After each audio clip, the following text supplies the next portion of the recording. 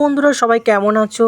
ঈশ্বরের কৃপায় নিশ্চয়ই ভালো আছো, সুস্থ আছো। তো দেখতে পাচ্ছ সদর দরজার উপরে আমাদের হলুদ হলুদ কত সুন্দর অলকানন্দা ফুল হয়েছে, আর এইগুলো সাদা নাকচম্পা ফুল। তো এইগুলো তুলেই আজকের প্রভু শ্রীহরি সত্যনারায়ণের গুরু পূর্ণিমার পুজো হবে। তো ফুলগুলো অলরেডি আমি তুলে নিয়েছি।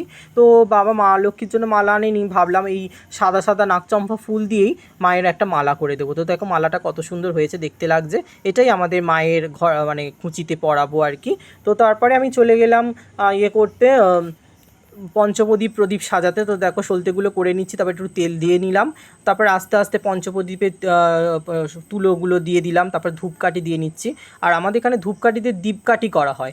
অনেকের বাড়িতে যেটা জানি আর কি, অনেকে ঝাঁটাকাঠি দিয়ে করে। তো আমি ছোটোবেলা থেকে ঝাঁটাকাঠি দিয়ে দেখিনি, সেই জন্য ধূপকাঠি দিয়েই যেটা দেখেছি সেটাই করছি। এটা দুটো করতে হয়, দুটো দুটো করে তারপরে একটু তেল দিয়ে তার উপরে একটু কর্পূর লাগিয়ে দিলাম, যাতে ধরতে মানে জ্বলতে তাড়াতাড়ি সুবিধা হয়। তো দেখো পঞ্চপ্রদীপেতেও একটু কর্পূর লাগিয়ে দিলাম। আমাদের ঠাকুরমশাই ভীষণ ব্যস্ত, তো ধরতে দেরি হলেই হয়তো রেগে যেতে পারে, যাই হোক। তো দেখো কত সুন্দর করে সাজিয়ে নিচ্ছি। তারপরে চলে গেলাম মায়ের খুঁচির কাছে। তো এটাকে বলিনি, তোমরা আবার বলছে এটা আবার কি?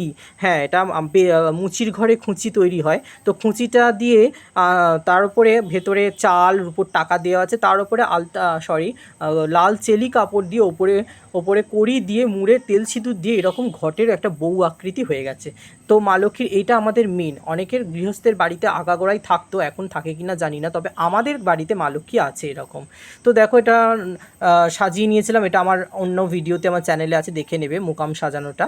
তারপর আমি যেরকম ভারী একটু আলপনা দিয়ে নেওয়ার চেষ্টা করছি। তো দেখো মায়ের পদচিহ্নটা, যেহেতু বৃহস্পতিবার, তো আমি মাকে, আমাদের প্রতিবারে সকালবেলা চিহ্নি হয়, তো মাকে বললাম না এবারে বৃহস্পতিবার পড়েছে, সন্ধেবেলার দিকে করব। তো আমার কথা মতো মা না করে না, তো যাই হোক।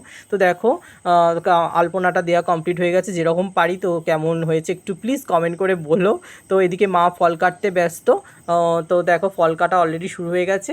আর এই দিকে আমি ফুলের থালি সাজিয়ে নিয়েছিলাম। থালিটা কেমন সাজানো হয়েছে আমাকে প্লিজ একটু বলো, অনেক ফুল তুলেছিলাম তো।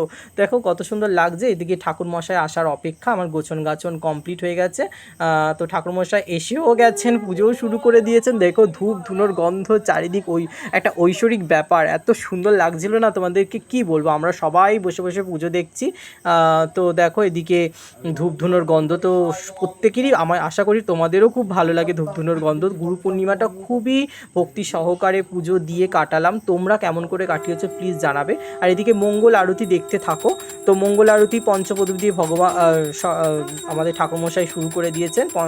দর্শন করো আর একটু ভিডিওটা স্কিপ করবে না, আস্তে আস্তে দেখবে। আশা করি নিশ্চয়ই খুবই তোমাদের ভালো লাগবে, এটা আমার বিশ্বাস। তো তারপরে দেখো এদিকে সমস্ত কিছু বাতি দীপকাঠি সমস্ত কিছু জ্বলছে। তারপর ঠাকুরমশাই চামর দিয়ে ভগবানকে ঠান্ডা করে দিচ্ছে আর কি। তারপর আমরা ব্রতকথা শুনলাম, সেটা তোলা হয়নি। তারপরে ঠাকুরমশাই আমাদেরকে পুষ্পাঞ্জলি দিয়েছিলেন, সেটাও মানে তখন ভিডিও করা হয়নি। তারপরে শান্তি জল দিলেন আমাদের প্রত্যেকের মাথায়। তো দেখো ঠাকুরঘরটা কত সুন্দর জল করছে, আর মায়ের সিংহাসনটা দেখো যেন আলো হয়ে আছে। তোমাদের কেমন লাগলো প্লিজ আমাকে একটু কমেন্ট করে জানাবেন। আর সামান্যটুকুও যদি ভালো লাগে একটা লাইক করবেন। তো তোমরা কেমন করে কাটিয়েছো প্লিজ জানাবেন। সবাই ভালো থাকবেন, সুস্থ থাকবেন, নমস্কার।